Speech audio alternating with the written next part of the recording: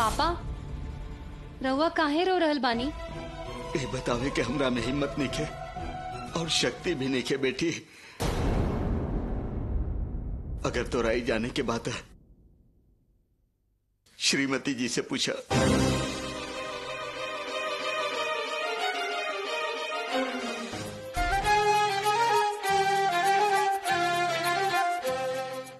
माँ के मरला के बाद दीदी हमार ख्याल रखत रहली।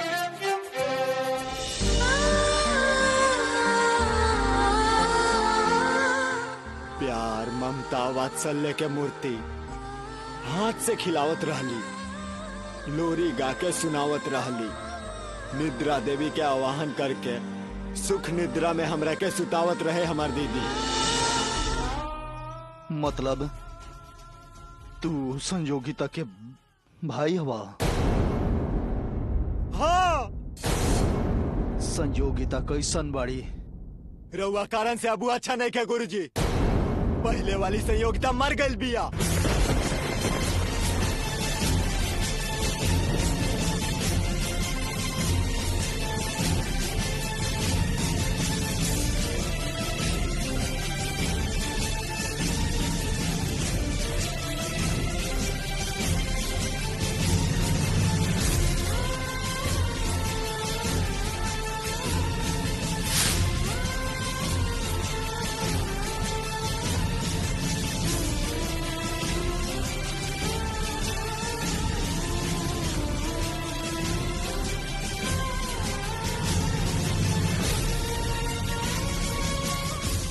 पहले कैसन रहे रउआ? ओकरा के पहले देखल दिन याद करी गुरुजी। हिरन के जैसे भागत रहे, छोट बच्चा के जैसे खेलत रहे। पूरा गांव के लोग ओकरा से बात करे खातिर तरसत रहले। ओकरा आंख में एगो सपना रहे, उ सपना रउआ रहनी। ऐसा न बना गुरुजी?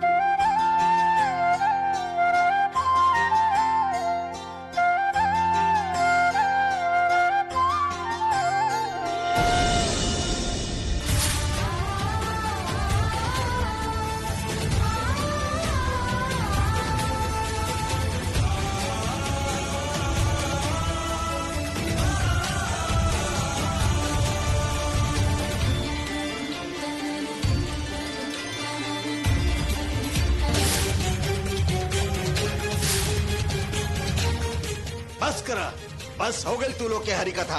अभी बात करे के समय नहीं है, काल बैठ के बात करिए। अभी प्रयोग पूरा होके के चाहे रक्त अर्पण करा। चला ना शास्त्री जी,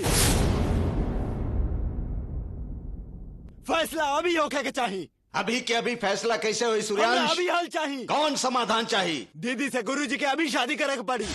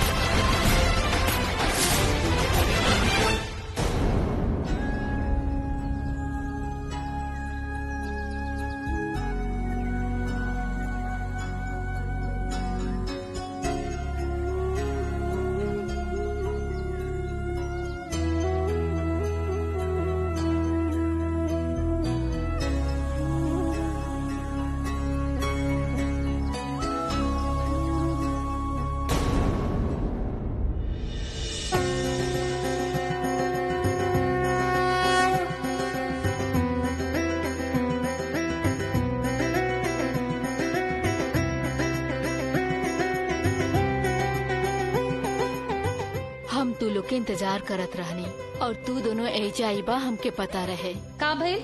रउआ हमार इंतजार करत रहनी। हमनी रउआ के ढूंढत आई भी पता रहे।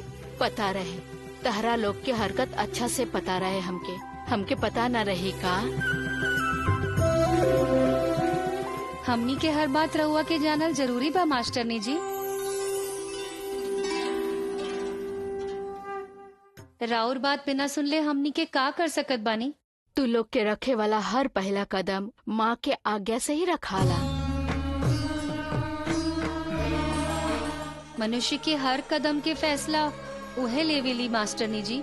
जीवन और मरण भी उन्हीं के हाथ में बा। मनुष्य हमेशा अपन जिंदगी चाहेला और वो मौत से डराला। जिंदगी में खुश रहे खातिर शांति चाहिए, ओके भुला के परेशान रहेला। जिए खातिर, जिंदगी के चले खातिर उनके लड़ाई हमेशा लड़े के चाहिए।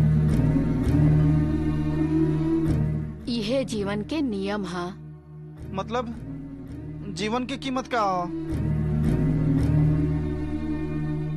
एकर का मतलब बा? एकरा बारे में हम बाद में बताई। पता ना, कभी कभी हमरा और बात ना समझ में ही ना आवेला। वो सब छोड़ा, तू दोनों पति पत्नी हमके खोजत आयल बड़ा लोग, कोनो खास बात है?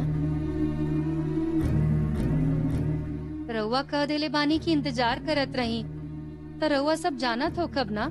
तारा लोग के मुँह से सुनल चाहतानी। पापा कहले हाँ कि मास्टरनी जी कुछ कही हैं, जाके सुन के आवा। वो बात हम पहले ही तारा के बता देले बानी।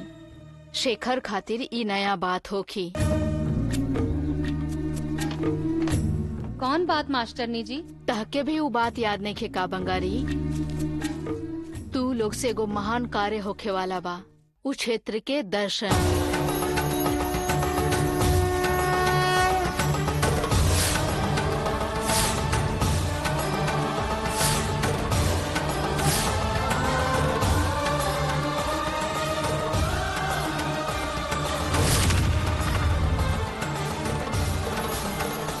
तू लोग के उस क्षेत्र के दर्शन खातिर निकले के चाहे।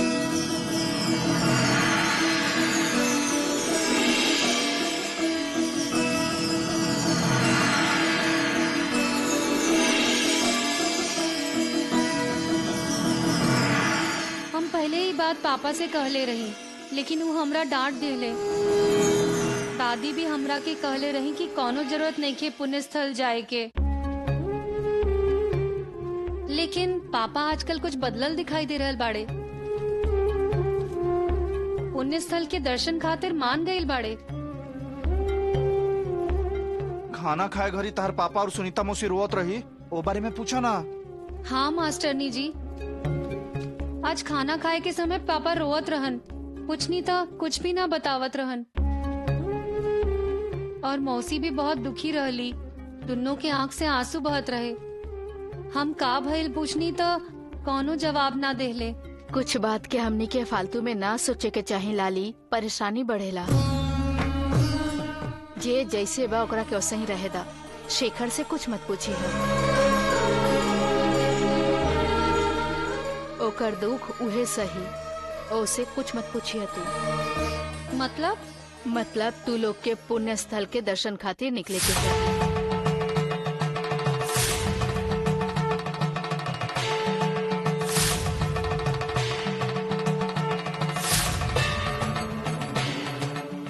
तहरा लोग के कुछ दिन तक रहे वाला दर्द शेखर के बहुत दुख पहुँचाए वाला बा।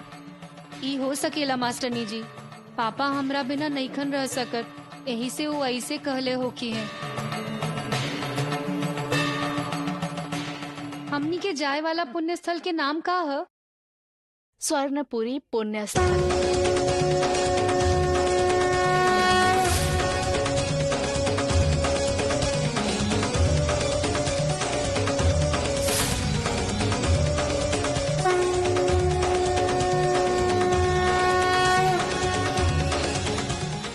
स्थल के महिमा का है मास्टरनी जी, हमनी के वहाँ काहे जाए के बा? ओइजा के माता के सेवा तहार हाथ से होके के चाहिए। ये प्रकृति के नियम है, यही से तू दोनों के ओइ क्षेत्र में जाए के बा।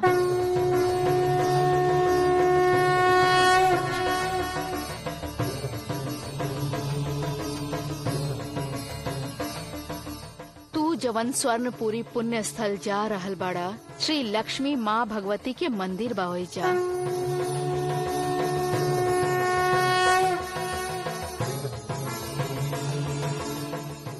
ई पुण्य स्थल के 60 साल के महान इतिहास बा।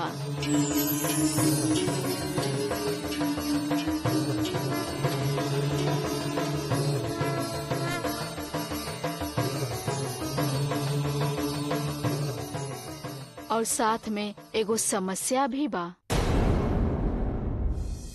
इहे कि ओइजा के वैष्णव के भक्त कहले कि माँ हमार है और शिव के भक्त कहले कि माँ हमार है। असही कह के उ लोग लड़त रहेले। ऐसन काहे? सब केहू खातिर वो देवी माता तो एके है ना।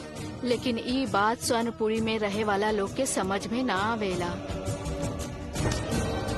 उ मूर्ख इंसान लोग हमेशा जात के नाम पर लड़त रहेले। तो अभी वो मंदिर के देखभाल केकर हाथ में बा? लक्ष्मी भगवती माता केकर है मास्टरनी जी? माता हमेशा उनका माने वाली भक्त की तरफ रहेली, ना कि जात के तरफ।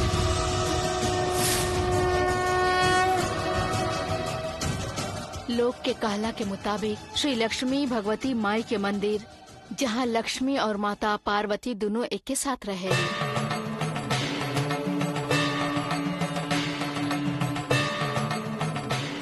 और यह वैष्णव और शिव भक्तन के झगड़ा के कारण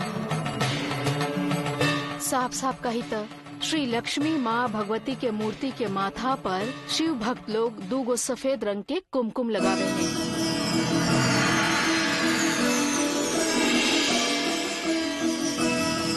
और विष्णु के भक्त लक्ष्मी के दोनों हाथ में शंख और चक्र रखेले।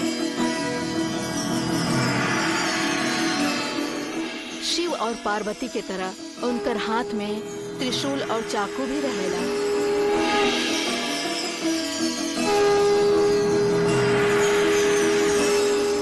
यही से ओइजा के लोग माता के अपन देवी माने खातिर एक दूसरा के शत्रु बन जाले।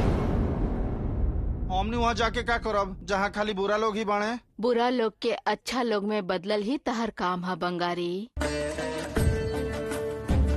शिव भक्त और विष्णु के भक्त के ई झगड़ा इतना हो गईल बा कि वो मंदिर पूरा 10 साल से बंद पड़ल बा, ओके खुलवावे के पड़ी।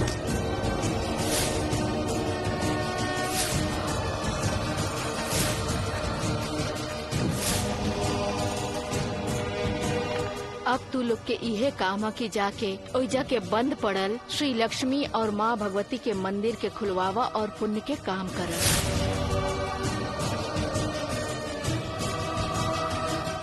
और फिर ओइजा तू दोनों के पूजा हवन करवावे के होखी।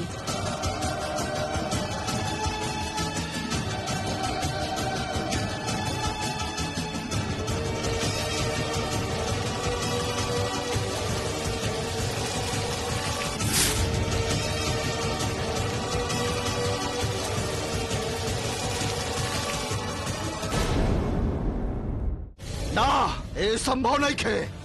तो हमारी प्रयोग खातिर खून के अर्पण कल सपना समझ ली गुरुजी। सूर्यांश, अपन व्यक्तिगत लड़ाई के तू दोनों यहाँ मत ले आवा। वो अलग भाई, अलग बा। व्यक्तिगत जीवन में खुशी रहेला तबे सब अच्छा हाँ, मतलब होगा। बा। गुरुजी के संयोगिता दीदी से शादी करे के पड़ी, तबे हम रउआ लोग के साथ दे। ना, ए शादी ना होगी।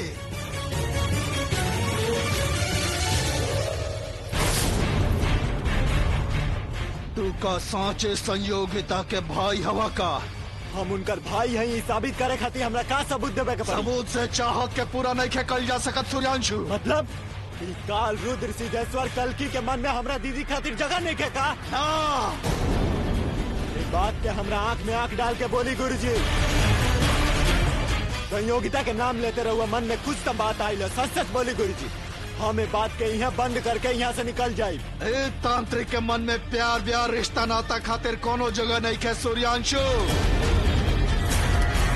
तू ये सब बात काहे कर रहल बड़ा? ये सब पुरान बात हो गई। वो पुरान कहानी के जवाब नहीं मिलल, यही से हम यहाँ आइल बानी गुरुजी। रउआ ऐसे कब्बो ना बच पाई। हमारा कोनो रिश्ता नाता के जाल में नहीं खे फंसे के सूर्यांशु। प्यार कोनो जाल ना होला तू गुरुजी। चाहे कितनो समझाला, बाकी हम शादी ना करब। अगर रउआ शादी ना करब तो ठीक ना होई। हाल ठीक ना हो की संयोगिता के का भइल बा सूर्यांशु? काहे गुरुजी? ओकर हाल सुनते रउआ डर और घबराहट काहे होखेला? मतलब राउर प्यार ओकरा खातिर अभी तक कम नहीं खे भाई।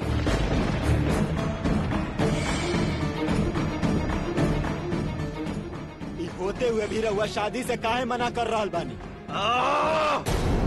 हम एगो तांत्रिक है, बात भुला के तू अपन मन के बात करता सूर्यांशु। तो का तांत्रिक के परिवार ना होखेला का गुरुजी? एक काल रुद्र सिद्धेश्वर कलकी के ना चाहे। रउआ माने के पड़ी गुरुजी। संयोगिता दीदी अब पहले जैसा नहीं खे। रउआ ओकरा के जब से छोड़ के आइल बानी तब से जैसन हालत में ओकरा ना रहे के चाहिए वैसन हालत में उ रह रहल बिया। रउआ ओकरा से शादी करे के पड़ी गुरुजी।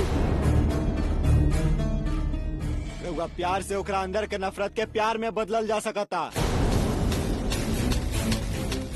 केवल रउए ओकरा दिल में फिर से पुरान प्यार जगा सकत बनी गुरुजी। हम दीदी के ऐसन हालत में ना देख सकीला। हृदय में प्यार दूध जैसन साफ मन वाली रहे हमार संयोगिता दीदी। रउआ ओकर प्रेम जगावे के ही पड़ी। रुक जा, बंद करा अपने प्रेम पुराण। तब से हम देख रहा बानी प्रेम में, प्रीति में, पसंद में संयुक्ता हमार दीदी, यह सब चल रहा बा। छे कल की अभी तक अपन जिंदगी में अच्छा काम केले बड़ा का तू। अभी कौन काम करेगा बा और तू लोग अपन प्रेम कथा लेके बैठल बड़ा। छे सब कुछ छोड़ के यहाँ आइल बड़ा था। अपन पीछे वाला जिंदगी के निशान भी छोड़ के आवे के चाहत रहे। यहाँ जब से आइल बड़ा तब से पता ना कौन सा काला परछाई हमार पीछा कर रहल बा। गुरुजी के प्यार के निशानी के नहीं मिटा सकत शास्त्री जी। हमार दीदी अपन पूरा जिंदगी समर्पण कर। तोहार समस्या का बा? तोहार दीदी के साथे कलकी के शादी हो जाई है ना? हाँ। तो ठीक बा, तोहार दीदी से वो शादी करी है। पहले तू अपन रक्त अर्पण करके प्रयोग पूरा करा। पहले हमार काम बाद में राहुल। एक बार हम कह देनी ना, ए विरूपाक्ष शास्त्री के उसे एक बार वादा कर देले तो ओकरा पूरा करके रहे ले। पहले रक्त अर्पण करा। गुरुजी के हमरा दीदी से शादी करे के पड़ी, ओकरा बादे कुछ और होई। दोनों कारण से हम शादी ना कराब।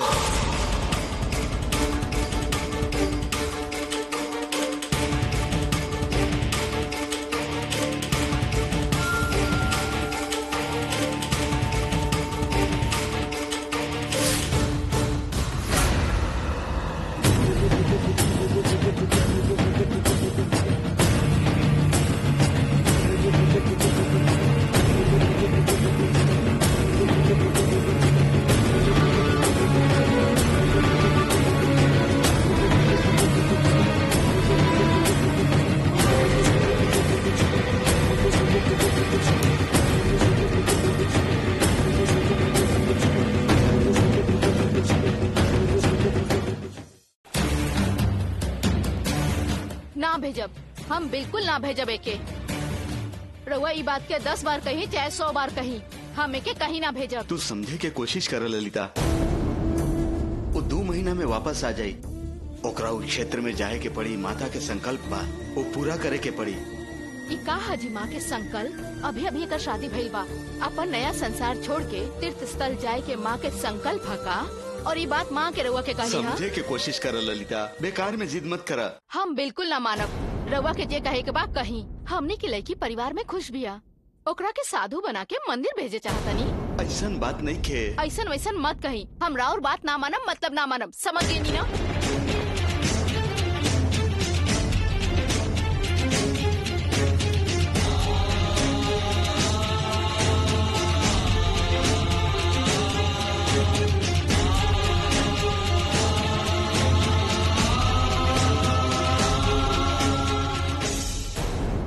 और तोहर गुरु कब ठीक काम कैले बड़ा का? चोर गुरु चांडाल शिष्य, हमार समय तू लोग बर्बाद कर रहा बड़ा। हम ऐसा का कर देनी शास्त्री जी? श्री चक्र के सामने हमरा कोनो कारण के कोनो मतलब नहीं है। सब केहू ऐसा नहीं होखेला शास्त्री जी। सब केहू के अपन काम बड़का लागेला और काम बेकार लागेला। यही से रउआ कोनो अलग नहीं की। बेकार के प्यार खातिर तो हमने के पूरा यज्ञ बर्बाद कर देला सूर्यांश। ये समय मिलल रहे तोरा ही बात करे खातिर। हम ई समय खातिर इंतजार करत रहनी शास्त्री जी।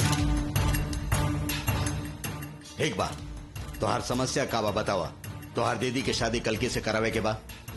गुरुजी और हमार दीदी एक दूसरा से पहले प्यार करत रहलन, खुशी से रहत रहलन। हमार दीदी गुरुजी के अपन जिंदगी समझत रहे। गांव में घूम घूम के सबके बतावत रहे कि हमार पति हवन। अचानक का भइल पता ना, गुरुजी हमरा दीदी के अकेले छोड़ के पता न कहाँ चल गईले। हमार दीदी अकेले हो गई। फिर हमरा दीदी के गांव में बहुत बदनामी होखे लागल। गांव के लोग ओकरा बारे में बहुत अनाप शनाप बके लागल रहलन। ई सब से हमार दीदी टूटे लागल। हमार दीदी के इज्जत के साथ खिलवाड़ कैले बड़े गुरुजी। यही से हम उनका शिष्य बननी हा। उनके साथे रह के उनकर सब विद्या हम सीख लेनी। इतना दिन से हम इस समय के इंतजार करत रहनी विरूपाक्ष शास्त्री जी। अगर ऐसा कोनो जरूरत ना होखी तई हमार दीदी से शादी खातिर मना कर देते ही हम जानत रहनी शास्त्री जी। यही से ऐसा मौका पर हम ही बात उठाईनी हा। लेकिन कल के शादी खातिर मना करत बा। राहुल प्रयोग सपना में पूरा होखी बस। तो अर्चन डालत बाड़ा सूर्यांश। हमरा दीदी के जिंदगी में अंधेरा बा शास्त्री जी। हमरा ओकर जिंदगी सही करे के बा। मतलब तू अपन जिद ना छोड़बा? ना। अच्छा ठीक बा, हम कल की के मनाई। तोहार दीदी के साथे ओकर शादी करावल हमार जिम्मेदारी बा। तू पहले यज्ञ में रक्त के अर्पण करा। बिल्कुल ना। गुरु के भरोसा नहीं की करत तुहार भरोसा करब का। पहले हमार काम होई, ओकर बाद राउर काम होई। शादी करवा दे कहत बानी, ओकरा बादो प्रयोग में रुकावट डाल रहल बाड़ा सूर्यांश। केहू के भरोसा ना करब। तब फिर ठीक बा, जल्दी से मुहूर्त निकाला। तोहार दीदी के शादी करवा देत बानी।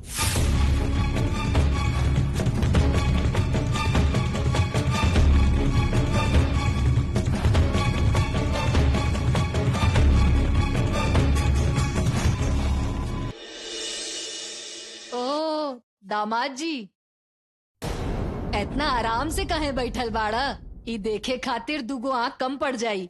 घर में छीना रखल बा, लाके दे तनी, अच्छा से खा ल। नहीं तक कहबा कि कम पड़ गई। हमरा से अजीब तरह से बात काहे करेला दादी? अरे अरे अरे, हम कहाँ रउआ से अजीब बात कर रहल बानी। हम तो बस राउर सेवा खातिर पूछ रहल बानी। गलती कर देनी। काम धंधा ता कुछ बाना, घर जमाई बन के बैठ गए बाड़ा। तनी से भी मान मर्यादा नाम के चीज नहीं खे। कैसन बाड़ा तू? तू मर्द हवा की ना? काम धंधा मर्द के लक्षण कहल जाला, लेकिन ऊ तहरा में बिल्कुल है नहीं खे। एक पैसा भी कमा ना सकेला, तन्नी सा भी कोनो जिम्मेदारी नहीं खे। बस बैठल बाड़ा। तहरा जैसे दुनियादारी पता ही नहीं खे। अंदर का हो रहल बा तारा पता बा? तहरा वजह से हमार बेटा और बहू लड़ रहल बाड़े। जाके तमाशा देख ला। शादी के बाद पति पत्नी घूमे खातिर कोनो अच्छा जगह पर हनीमून खातिर जाले। यहाँ देखा, तहार पत्नी त पुण्य स्थल जाए के कह रहल बिया। तू त खाली नाम के पति हवा। जौन कहीं मुंडी हिला देबा। थू, कैसे सुधरबा पता ना। जा यहाँ से।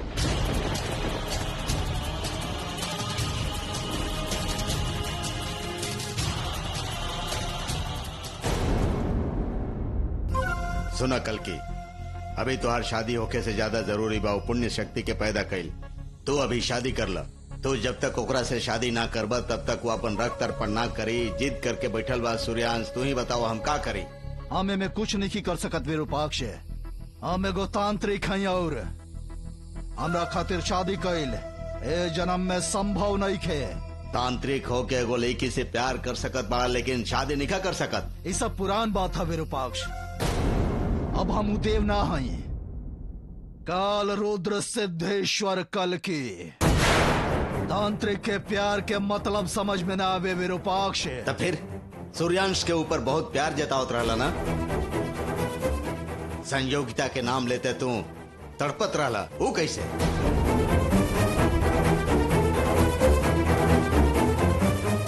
देखला ना, ये तांत्रिक प्यार में पड़ जाए तो का होखेला, सावधान रह। ठीक से सोच ला, कल की अभी भी समय बा, शादी कर ला, और ना तो तोरा वजह से हमनी सबके परेशानी बढ़ जाई। ए बात पर तू हमरा से जबरदस्ती मत करा विरूपाक्ष। शादी करे के परिस्थिति में हम अभी नहीं खी। हमरा बिना जनले परिस्थिति कैसे हो गई कल की? देखा कल की, श्री चक्र के खत्म करे खातिर, ओ से भी ताकतवर शक्ति पैदा करे खातिर हमने ये सब कर रहल बानी। ऐसन समय में ऐसन बात करत बड़ा। ये अधिक ताकतवर शूद्र शक्ति के पैदा करे के कारण आखिर का बा विरूपाक्ष? जौन फल हमनी के ना मिलल केहू और के मत मिल जाए तो ओकरा के खत्म कर दे, यही से ना, खाली यही कारण से लाली के पेट में पले वाला श्री चक्र रूपी बच्चा के बेकार में काहे के मारे के बा। हाँ कल की वही खातिर, अगर वो हमरा ना मिली तो केहू के भी ना मिले के चाहिए। ए जन्म में श्री चक्र हमनी के ना मिली, बात पक्का हो गई बा। जब वो श्री चक्र मिलबे ना करी तो खातिर हम शादी काहे करी? तू अपन बदला लेवे खातिर हमरा के घर बसावे के कह रहल बड़ा। अपन सिद्धि साधना छोड़ के हमें संसार सागर में कूद पड़े और अपन जीवन के व्यर्थ कर दी, कहता विरूपाक्ष। हम लाली के केवल श्री चक्र के मिटावे खातिर मारब, और हमनी के कोनो कारण नहीं के काल रुद्र सिद्धेश्वर कल के।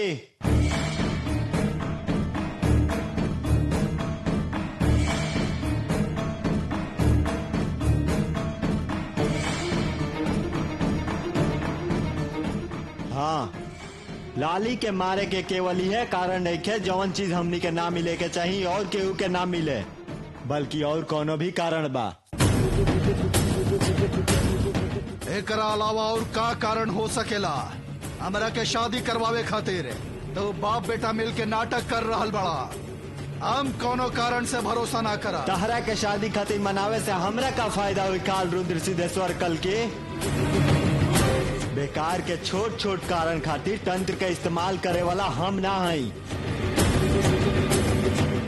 सही समय पर हम कारण बतावल चाहत रहनी, लेकिन तू सवाल करत रहला। अभी भी छुपाए से कोनो फायदा नहीं है। साथे चली लोग बतावत नहीं।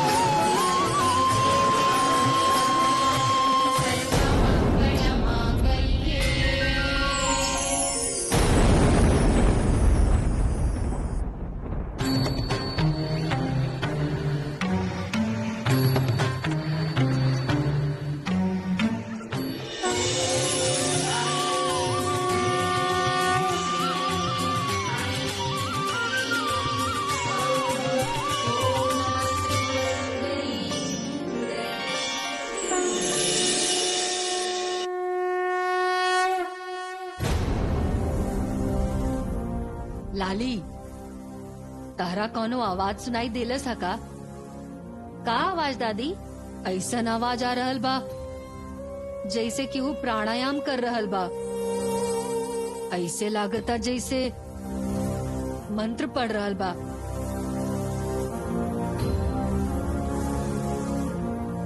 पता ना काहे हमरा सुनाई दे रहल बा। ना दादी, हमरा ना सुनाई देलस। तहरा कैसे सुनाई दी? तहरा ध्यान ता एने होने बा। जा ललिता के फूल दे के आवा।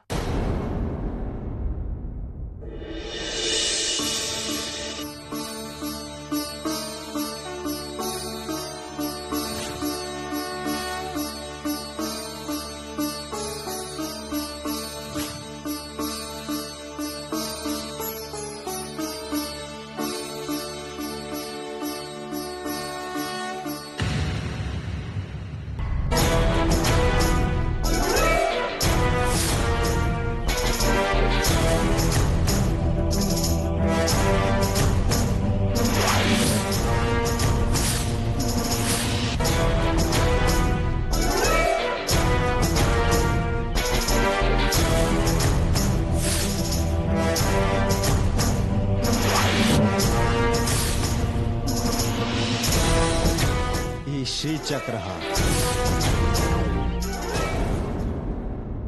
और इस श्री चक्र और बीज के बीच के संगम हा। एहमे बीज के मौत ना होई। बीज कभी भी कोनो रूप में बदल सकत बा। लाली के मार के श्री चक्र स्वरूपी बच्चा के अभी दुनिया में आवे से रोकल जा सकत बा, लेकिन श्री चक्र पूरी तरह से खत्म ना हुई। वो खातिर क्षुद्र जीव के उपयोग करके लाली के मार के ओकरा लाश के इस्तेमाल करके हम मंत्र से यज्ञ करब। ओकरा शरीर से बीज के बाहर निकाल के इकट्ठा करब। ओकरा बाद हमरा स्वयं श्री चक्र यंत्र के तैयार करे के योजना बा।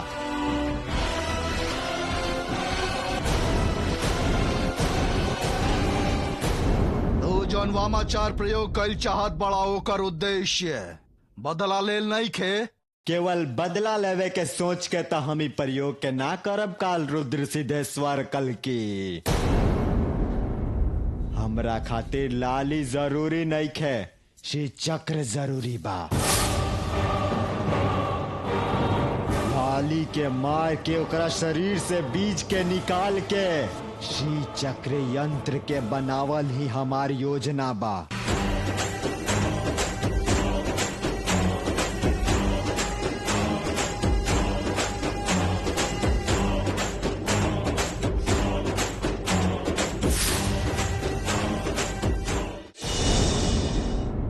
माँ, ई फूल लेला। माँ, हम और मदद करी का? ना रहदा, हम खुद कर ले। हम करतानी माँ।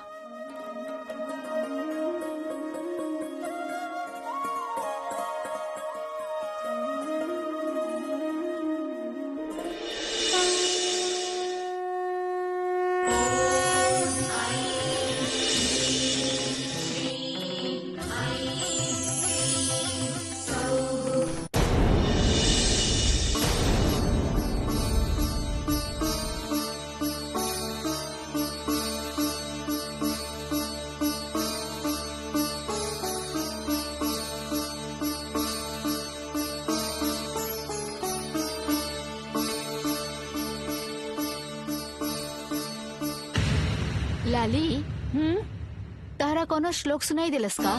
मंत्र? कैसन मंत्र? का ह ठीक से समझ में नहीं आवत, लेकिन सुनाई दे रहल बा। रहुआ भी माँ का कह रहल बानी? कोनो मंत्र हमरा ना सुनाई दे रहल बा। तारा सर पे बिजली गिर जाई तबो ना सुनाई दी, तो ये कैसे सुनाई दी ही? ठीक बा, ये सब छोड़ा। तू अभी मंदिर जाके अपन पिताजी के दोपहर के खाना दे के आवा खाए खातिर। ठीक बा।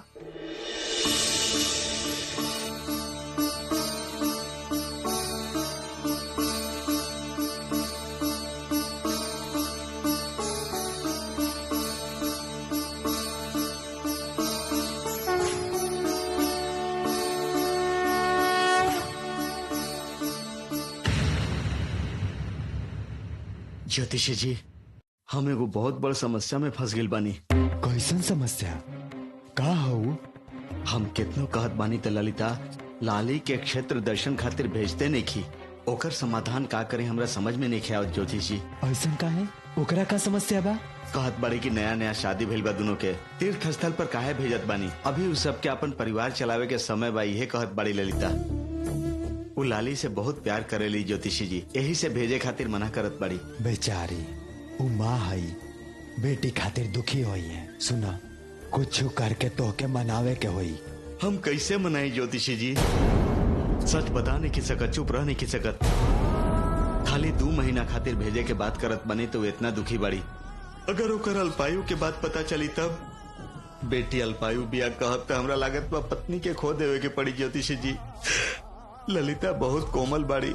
हम समझत बानी शेखर, लेकिन पुण्य स्थल पर जाए के अलावा और कोनो रास्ता नहीं है। इस सच बा, यही से तो हम रउआ पास आइल बानी कि हमरा कुछ रास्ता बताएं ज्योतिषी जी। सुना शेखर, ऐसे में मन के अशांत मत करा, दिमाग से काम लेवे के चाहिए। इतिहास में कहीं भी लिखल बा का कि पति पत्नी के बात ना माने ले? ललिता के तू समझावा, फिर से समझावा, ना तो फिर झगड़ा कर ला। लाली हमार भी तो बेटी हिया, हम तो मान गइल बानी ना, तू मान जा, कह के उनका से लड़ाई कर ला। वो तो हर पत्नी हिया, 2-4 दिन गुस्सा हुई फिर सामान्य हो जाई है, चिंता मत करा। ठीक बा ज्योतिषी जी, रउआ कहत बानी उहे करब। और एगो बात के भी ध्यान रखिया, लाली के बचावल केवल तहार कर्तव्य नहीं है, 1000 गो देवता के भी इच्छा बा। हम काहे कहिला, तारकासुर के वध करके उ बाल कृष्ण के भगवान बचैले रहलन। वैसे ही परेशानी में पैदा भइल भगवान कृष्ण के वासुदेव जी बचैले रहन, उनके भी भगवान ही रक्षा कैलन ना। ओइसन तूफान में शेष नाग आके भगवान कृष्ण के बचैले रहलन ना। ऐसा ही दुनिया के भला करे वाला पैदा भइल लोग के वो भगवान न बचाइए तो के बचाई? हमनी के लाली भी माँ के संकल्प खातिर पैदा भइल बिया, ओकर रक्षा भी भगवान जरूर करिए। ऐसे वो बच जाई, हमनी के लाली जरूर बच जाई, हमनी के साथे खुशी से रही, तू देखत रहिए।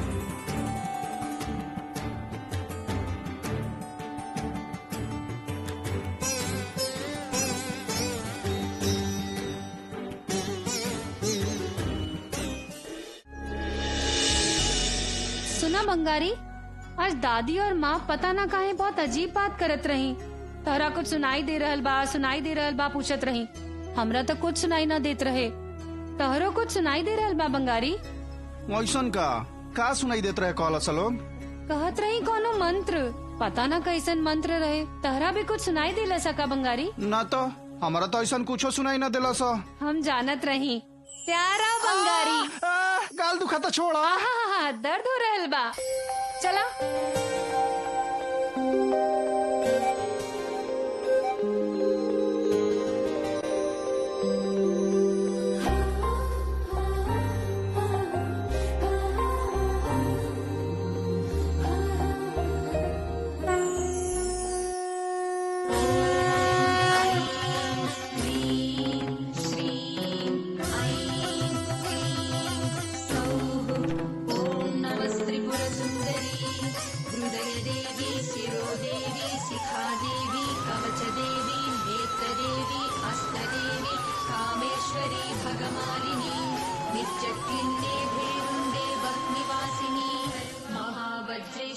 शिवदूतित्वरिते कुलसुन्दरी नित्ये नीलपताके विजये सर्वमङ्गले ज्वालामालिनी चित्रे महानित्ये